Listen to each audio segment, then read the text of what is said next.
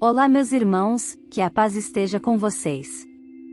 Hoje acabamos de ler no Evangelho o discurso de Jesus sobre o pão da vida, que é Ele mesmo que se dará a nós como alimento para as nossas almas e para a nossa vida cristã.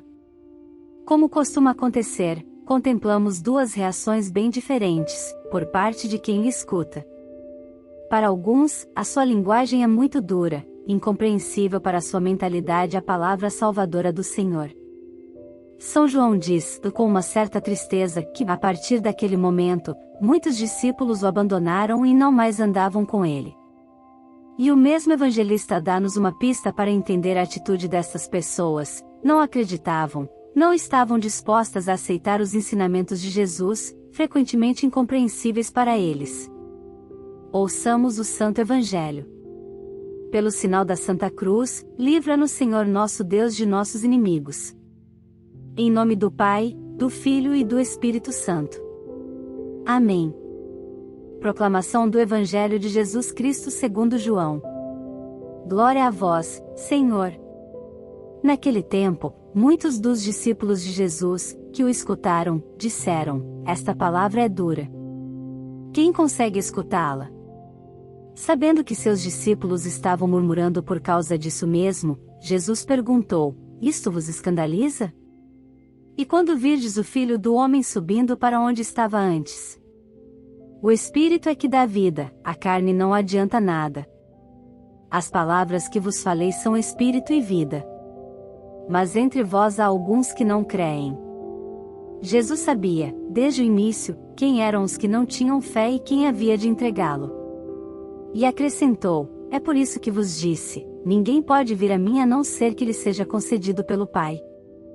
A partir daquele momento, muitos discípulos voltaram atrás e não andavam mais com ele. Então, Jesus disse aos 12: vós também vos quereis ir embora? Simão Pedro respondeu: a quem iremos, Senhor? Tu tens palavras de vida eterna. Nós cremos firmemente e reconhecemos que tu és o Santo de Deus. Palavra da salvação. Glória a vós, Senhor. No Evangelho de ontem, Jesus pronunciou umas palavras que escandalizaram os ouvintes. Quem come a minha carne e bebe o meu sangue tem a vida eterna, e eu o ressuscitarei no último dia, porque a minha carne é verdadeiro alimento e o meu sangue verdadeira bebida. O Evangelho que nós lemos hoje fala justamente da reação dos discípulos que seguiam Jesus diante dessa palavra. Muitos discípulos de Jesus escandalizaram-se, questionando como poderiam comer a carne de um homem e beber o sangue deste homem, e consequentemente muitos deixaram de seguir, abandonaram o caminho, abandonaram o chamado de acompanhar o Mestre. Deixaram de seguir porque seguir Jesus é exigente. Exige confiança em sua palavra. A vida cristã só se torna um verdadeiro seguimento se confia em Deus, pois ninguém pode vir a mim a não ser que lhe seja concedido pelo Pai, vai dizer o Evangelho hoje. A nossa adesão à palavra divina precisa ser integral. Para muitos, a mensagem cristã é um escândalo, porque nem sempre aceitamos romper com os nossos esquemas pessoais. Criamos esquemas pessoais e quando nos deparamos com a palavra exigente de Jesus, nós abandonamos, não queremos seguir. Achamos dura demais a sua palavra. Colocamos as nossas ideias e vontades acima da nossa confiança e adesão à palavra de Deus. A palavra nos diz que diante dessa exigência, muitos voltaram atrás. Quem se escandaliza com a proposta de Jesus mostra que não entendeu e que, portanto, terá dificuldade de ir até o fim.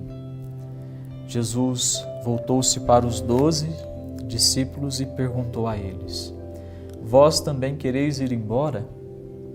E Jesus pergunta isso diretamente aos seus apóstolos, porque para ver se realmente eles estavam dispostos a segui-lo, ainda que as suas palavras fossem palavras duras, fossem palavras difíceis.